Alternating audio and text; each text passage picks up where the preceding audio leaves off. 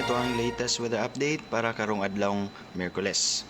Nahilis na ang ato ang gimonitor nga low pressure area silangan sa Samar diha sa Eastern Visayas. Samtang laing low pressure area ang ato ang gimonitor ug sa ato ang latest na data nimutang ni 910 kilometers silangan sa Mindanao. Duol ni sa boundary sa ato ang PAR diha sa habagatang silangan nga bahin. Kining maong low pressure area ubos sinuon ang tsansa na mo intensify ug mamahimong usa ka bagyo ug wala ra ni epekto sa Kabisayaan ug sa nahibiling bahin sa atong mga forecast areas tungod kay layo ra ni sa kayutaan.